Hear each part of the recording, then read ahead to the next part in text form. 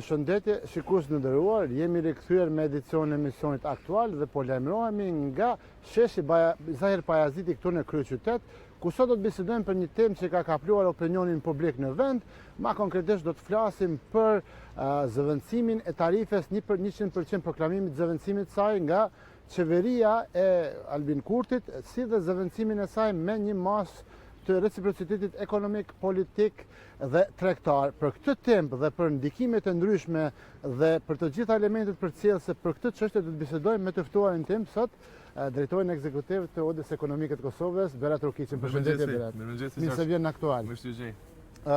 Para se ta nisim me fol, e kisha kërkuar nga regjia e televizionit publik Kosovës që ta transmetojmë kronikën e përgatitur nga kolegu Besjan Beja, që pikërisht flet për deklarimin e qeverisë së Kosovës se do të hyjë në fuqi reciprocitetin në vend të tarifes 100% dhe pastaj kthehemi në aktual. Për 15 muaj që nga vendosja tarifës 100% ndaj mallrave të Serbisë dhe Bosnjës, importi mallrave nga këto dy shtete ka rënë dukshëm. Sipas të dhënave nga dogana e Kosovës, për këtë periudhë, importi nga Serbia ka rënë për rreth 450 milion euro. E nga Bosnia e Hercegovina, Kosova ka importuar gati 100 milion euro më pak. Por me ardhje në pushtet, kryeministri Albin Kurti po planifikon heqjen e tarifës. Ai këtë mas ka thënë se do ta zëvendësojë me reciprocitet të plot ndaj Serbisë. Me Serbinë do të kemi reciprocitet politik, ekonomik dhe tregtar, si zëvendësim për tarifën 100%. Nga ekspertët e ekonomisë, heqja e tarifës ndaj mallrave serbe e bosnjake po shihet me dyshim. Vetëm heqja e taksës pa ndryshim të sjelljes së Serbisë, mendoj se s'do të kishte ndonjë kuptim të madh. Por që qeveria duhet të bëjë 2-3 kushte që mund të jenë edhe ekonomike dhe politike për të eventualisht për ta hequr taksën. Profesori universitar Muhamet Mustafa vlerëson se tarifa ka pasur efekte pozitive. Ai sqaron edhe nevojën për vendosjen e reciprocitetit, jo vetëm ndaj Serbisë, por edhe ndaj shteteve tjera me qëndrime kundër Kosovës. Na e hoqëm taksën, reciprociteti duhet të ekzistojë dhe atë jo vetëm me Serbinë, por edhe me shtete tjera. E mira reciprocitetit është sepse Kosova nuk mund të gjykohet pse po përgjigjet me reciprocitet ndaj veprimeve destruktive të Serbisë, qoftë në ekonomi, qoftë në politikë. Por në udhën ekonomike amerikane kërkojnë që në raportet ekonomike të mos ketë barriera. Besoj që rruga më e mirë do të ishte përmes dialogimit, nëse ekzistojnë barriera të natyrave të caktuara ose pengesa të tjera në lëvizjen e mallrave të Kosovës kundrejt shteteve të tjera të Ballkanit Perëndimor, marrëveshja cekta parasheh mekanizma për që mund të vijnë në zbatim. Që nga nëntori i vitit 2018, qeveria Haradinaj ishte ballafaquar me shumë presione për heqjen e kësaj tarife. Si kusht për ta hequr këtë mas, ish kryeministri kishte kërkuar njohje nga Serbia.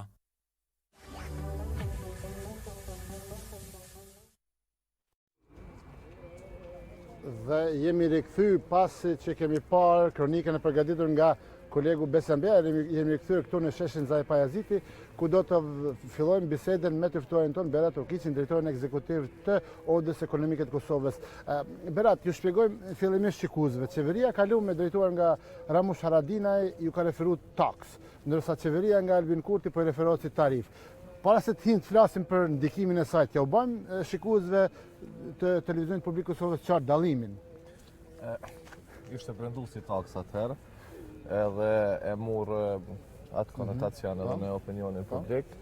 Ndërkohë, nëse referohemi nga interpretimi i ngushtë brenda politikave tregtare, kjo është instrumenti politikave tregtare, që është tarifë doganore, kur don me kufizu importin ose realisht me ndalu importin nga ndonjë vend i caktuar apo nga disa vende, varësisht se qysh dizajnohet. Kjo është dizajnuar domethënë si tarifë doganore me e kufizu importin nga Serbia si instrument pastaj edhe politik për me mujt me pas një pozicion më të mirë negociator apo si do që është definuar nga qeveria Haradinaj në atë kohë. Pa atëherë emërtimin e ka pas taksi bën sikur se faktikisht vendosa një taksa në këtë rast është po menoj një instrument që është pjesë e politikave fiskale apo politikave të brendshme për me e pagu një shërbim ose për me ofru një shërbim të caktuar. Po kur jemi tek tarifa, s'ka shumë në ditë me parë që kemi pas vizitë ambasadorin Amerikan Richard Grenell nga Berlini këtu, i cili ka kërku largimin e tarifës. Tashti kemi një bisedë për largimin e tarifës, po me zëvendësim me reciprocitet. Si i bie kjo reciprocitet ekonomik, tregtar, politik? Unë mbaj mend edhe diskutimin para se mu vendos vetë tarifa 10%, pastaj 100% nga qeveria e kaluar, kur është diskutu një pjesë e madhe pengesave ekonomike dhe të lëvizjes lirë të madrave, të shërbimeve dhe të njerëzve që ne kemi në raport me Serbinë dhe me Bosnjën, dhe shpesh herë është propozu që të ketë një masë caktume ose një lloj reciprociteti për me mujt me themi me bind ose me shty se cilin vend, këtë rast problemet më të mëdha kanë qenë me Serbinë dhe me Bosnjën, për me pas një qasje pak ma të drejt për drejt, edhe për me pas një themi të kalim të probleme dhe të barjerave tarifore dhe jo tarifore që ne kemi pas me këto dy vende. Pastaj është vendos kjo tarifa 10%, ndërkohë shumë shpejt është vendos 100%, dhe që nga atë ne kemi ngel në këtë instrument të jashtëzakonshëm që është përdor nga qeveria e kaluar, edhe shpesh herë duke u përdorur edhe për brenda në kuptim të diskutimeve, debate politike, po sidomos është proklamuar si një instrument që duhet mu përdor deri në njohjen e shtetit e Kosovës nga Serbia. Tash, sigurisht presionin ndërkombëtar, dy partnerët e ri qeverisës i ka shty me mendu zgjidhje të cilat e mundsojnë rujtjen e partneritetit ndërkombëtar, po të njëjtën kohë e ruajnë edhe presionin ndaj Serbisë. Në këtë aspekt unë nuk jam shumë i thirrur me komentum kuptim të vendimeve politike. Kontekstin ekonomik. Kuptim ekonomik ne është dashur shumë herët, domethënë jo vetëm me këto dy shtete, po me çdo shtet. Unë edhe sot për referona qëlloj për koincidencë në statusi imi para një viti ku kam kërku që pavarësisht a ekziston taksa apo tarifa 100%, ne duhet me pas politik ose dokument vendim qeveritar apo strategjit politikave tregtare që e ngërthen brenda vetës parimin e reciprocitetit. Që ndoshta të nisim edhe parimit reciprocitetit, dhe me thonë gjithë prej kësaj jave, sepse po flitet, a mund të presim që të merret një vendim tani? Prandaj unë pavarësisht efektit apo asaj se a mund të mbahet taksa, siç është përcaktuar në qeverinë e kalume, ne duhet me pas një dokument të politikave tregtare që ngërthen reciprocitetin. Ne kemi shumë barjera jo tarifore, kemi shumë pengesa të natyrës politike që i ka vendosur Serbia, po që realisht ato janë pengesë për lëvizjen e lirë të madrave. Kemi shumë pengesa që dim sa i përket transportit dhe lëvizjes së lirë së njerëzve, dhe ne duhet me pas një mekanizëm. Ne duhet me pas një mekanizëm që i adreson këto edhe faktikisht na vendosin në pozicion të barabartë në tregun rajonal. Se nuk po flasim vetëm për shikues nderuar për reciprocitet ekonomik tregtar, po edhe politik. Domethënë ngërthehen targat e makinave, njohja dokumentave. Po sidoqë tjetër edhe ato janë pjesë e ekonomisë, në fundit transporti është pjesë e rëndësishme e ekonomisë. Ne sot pothuajse nuk kemi fare sektor të transportit pikërisht për shkak të pengesave që vijnë nga Serbia, qoftë në nivel këtu bilateral, po edhe në shumë konventa të rëndësishme ndërkombëtare të transportit ku Serbia ka vendosur veto dhe faktikisht e ka pamundsuar zhvillimin e sektorit të transportit. Kështu që unë edhe këto i shoh si pjesë masave të gjëra që adresojnë një reciprocitet ekonomik, po normalisht kur flitet për reciprocitet politik, pastaj ka elemente tjera që hyjnë këtu në lojë, për shkak se problemi i Kosovë-Serbinë nuk është vetëm mes këtyre dy vendeve, po është tash një problem që kap komplet edhe vetë ingerencën e angazhimit të Bashkimit Evropian dhe shteteve tjera që kanë interes për me u zgjidh ky problem. Po mirë, kur e shikojmë prej kontekstit mos vendosjes së tarifes ndaj produkteve serbe me kalimin e kohës, ato janë zëvendësuar me produkte tjera. Por tash kur e kena shembull, e kemi duke ditë historinë tonë mes dy vendeve, dy shteteve, konfliktin e gjitha ato, si e sheh këtë çështjen disa e qënë populiste që edhe për kundër, edhe sikur ti kemi këto produkte në treg, që mos blen ato. Edhe kena shembull në Gjakov Nërtilin i cili ka funksionu me produkte të tjera. Ka pasur edhe marketing. Kjo është çështje zgjedhjes pastaj. Domethënë unë besoj që ne kemi bërë mjaftueshëm kampanja edhe para tarifës 100%, edhe pas, edhe tani kur kanë qenë pjesa e flamujve si një politik tjetër që ka mundësu me identifiku produktet, sidomos duke tentu me vendosën pa cilat janë produktet venit, po edhe normalisht për me ditë edhe cilat çfarë origjine kanë.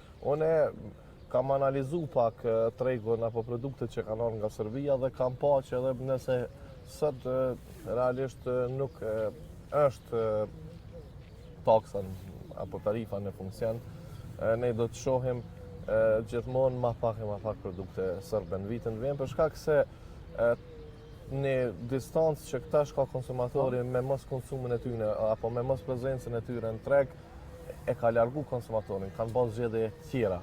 Pastaj furnizimi, ne kemi komplet një riorientim të tregtisë së Kosovës, domethënë për gjitha ato produkte shumë importuese nga Kosova kanë gjetë alternativa dhe i kanë fut. Plus e kemi pjesën e produkteve tona që kanë mujtë me qenë të thejme t'gatshme për me i zavendësu produktet. Australe që brenda një kohë, themi brenda këtij viti kemi duke pas parasysh edhe marrëveshjen për udhëtimet ajrore edhe tas të bisedat për i vendosjen e linjës sekullore. Australi me prit që produktet e Kosovës me flamur me sistemin RKS, me akronimin, kalojnë në Serbi, shiten e lirë, dhe ato serbe këtu, dhe me thonë, duke respektu karakteristikat. Serbia na jep shumë arsye për me qenë skeptik që e zbatan çfarë do lloj marrëveshje. Shumë prej këtyre që është e rregullohet me marrëveshjen ndërkombëtare, është marrëveshja CEFTA-s, që është multilaterale dhe që i përcakton rregullat e qarta që mallra duhet me lëviz në krejt rajonin pa asnjë lloj pengese.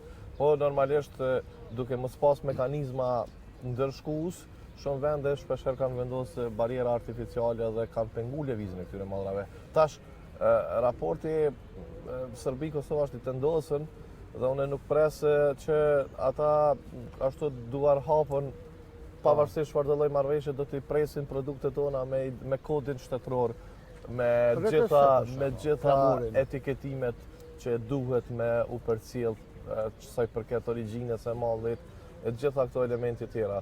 Po, në anën tjetër, kjo është arsyeja pse unë po them është apo nuk është tarifa doganore, ne duhet me pas shasje reciproke në kuptim të dokumentave që kërkohen, në kuptim të atyre deklarimeve të origjinës, në kuptim të prezantimit të produkteve e kështu me radhë. Kjo një farë mënyre do të kishte një ndikim mjaft interesant edhe tek bisedimet Kosovë-Serbi, por si e sheti, po kam qef me ditë në kontekstin mikro dhe makroekonomik, kalimin nga tarifa në reciprocitet.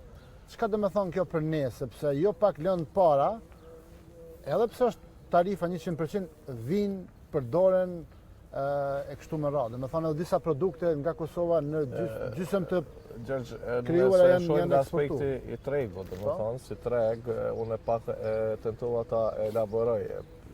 Serbia ka importu, Serbia ka eksportu lanë të parë, ka eksportu energji, ka eksportu materiale ndërtimore, ka eksportu produktet konsumit gjerë në Kosovë. Dhe më thonë, disa prej kategorive më të rëndësishme të produkteve janë eksportu nga Serbia në Kosovë për shumë arsye. Një, janë rujt ato lidhjet me njerë mas luftës, janë shfrytzu, ka qenë vendi më i afërt, kostet e transportit kanë qenë më të lira, kanë qenë më fleksibel për shkak se kanë desht, po më nejnë pagesa në gjitha këto elemente për shkak se kanë desht me rujt tregun. Dhe ne pothuajse për 2 dekada kemi pas një dominim të produkteve serbe në mas të madhe në shumicën e segmenteve të tregut në Kosovë. Tash, po supozojmë që largohet tarifa, vendoset parimi reciprocitetit, atëre unë e pres rikthim të një pjesë të produkte, po jo për shembull të produkteve të konsumit të gjerë. Po se është diskutuar shumë për plazmat, është bën një debat për plazma, ndoshta edhe artificial. Nuk pres rikthim të produkteve të konsumit të gjerë në masën që kanë qenë. Normalisht dikush do të provoj prapë të tentoj të jetë agresiv,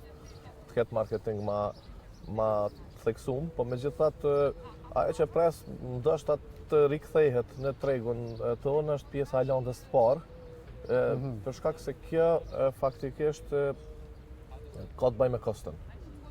Koste e prodhimit, koste e prodhimit. Po ka shumë elemente tjera që definojnë pjesa e grurit edhe disa produkteve qelikut e tjera, të cilat realisht në çdo variant kanë kushtuar më lirë të importohen nga Serbia dhe kjo është arsyeja pse I kemi importuar.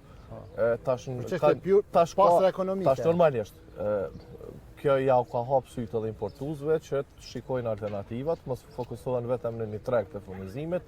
Disa prej këtyre produkteve do të vazhdojnë të importohen nga vende tjera, s'ka nevojë të importohen fare nga Serbia. Kështu që si konkluzion kisha thënë që nëse shohim tregun, Serbia nuk do të kthehet kurrë në masën që ka qenë në tregun e Kosovës, pavarësisht gjitha masave. Nëse e shohim në aspektin e prodhuesve tonë kanë pas një kohë goxha të mjaftueshme që ta shfrytëzojnë që të pozicionohen më mirë në treg. Të shpresoj që e kanë rrinë status edhe tash janë të përgatitur për me rujt tregun që e kanë fitu pas vendosjes së tarifës. Pikërisht për këtë desta me të pyet, edhe vetëm pak zhvendosemi se kemi një kamion të madh aty. Ajo çka desta me të pyet është për prodhuesit vendor. Sa ju ka shërbyer, ti tha kanë pas kohë të mjaftueshme u përgatit, po sa ju ka shërbyer aty në kjo kohë për mu përmirësu në cilësi, në produkt, në paketim, edhe cili ka qenë ndikimi real të këta gjatë këti një vite disa muaj që është tarifa në fuqi? Unë jam përkras themi fuqizimit të prodhuesve vendor, besoj që është një prej bazave kryesore që ne me pas zhvillim qëndrueshëm ekonomik dhe vende pune këtu, edhe normalisht rujtjet kapitalit këtu në vend. Po megjithatë nuk jam në favor të themi që gjithmonë të kemi masat të tilla, të cilat shpesh herë mujnë, po them kushtimisht, me I lazru kompanitë duke pritë që dikush ja urun tregun. Po prandaj thash besoj që kanë pas kohë të mjaftueshme për mu konsolidu, për me shtu numrin e punëtorëve, ashtu siç kanë deklaruar disa prej tyre, për me shtu prodhimin, për me ble linja të reja të prodhimit, edhe këtë lehtësisht pastaj edhe e kemi vrejt na edhe në dyqanet tona, në rrjetet të shitjes me pakicë, ku kemi pa prezencë më të madhe të këtyre produkteve. A kanë mrit tash kjo ndryshimi I cilësisë edhe ndryshimi I percepcionit të konsumatorit nuk është themi diçka që vjen me njëherë, kjo është proces. Unë po besoj që së pako kanë mujt me pas një xhiro, kanë mujt me pas një kapital të freskët që ka ardhur si rezultat I rritjes së prezencës në treg, që ju ka mundësu normalisht edhe me rrit cilësinë ose me punu në drejtim të rritjes së cilësisë. Po tash po flasim o diskutu shumë për një mini Schengen, Ballkanit Perëndimor, për lëvizjen që ne kupton lëvizjen e lirë të madhrave dhe të njerëzve. E në anën tjetër kemi ende tarifën, flasim për reciprocitet. Ku na vendos neve në kontekstin rajonal si Kosovë, si Republika e Kosovës kjo situatë aktuale? Na nëse shohim domethënë çka kemi, ose si janë raportet tona me vende tjera, na veç kemi një farloj mini Schengeni me shumicën. Për shkak se njerëzit hyjnë te na me lek njoftim, procedurat doganore janë të thjeshtëzuar. 70-80% e mallrave që hyjnë në Kosovë hyjnë me procedurë thjeshtëzuar që I vjen që nuk kontrollohen fare Pastaj produktet vendore janë me zero janë deklarime vullnetare. Ne I pranojmë diplomat e vendeve tjera përveç procesit të zakonshëm që kanë nostrifikimit. Ne nuk kemi telashe sa I përket pothuajse certifikatave të veterinës, testeve laboratorike me gati me asnjë prej vendeve përveç me Serbinë. Kështu që realisht ato masa që janë propozuar në kuadër, jashtë diskutimit kush e ka propozuar, çysh është nis protagonizmave atij debatit me rreth kryeministrit Rama, kryeministrit Vučić, po ne presidentit Vučić që gjithë këtyne elementeve politike që kanë përcjell debatin për mini Schengenin, masat që janë propozuar në kuadër të themi atij planit veprimit për me emrimrin në Schengenin, na veç I kemi. Domthonë nuk është që na kemi me dërmarr diçka ekstra jashtë asaj çka kemi.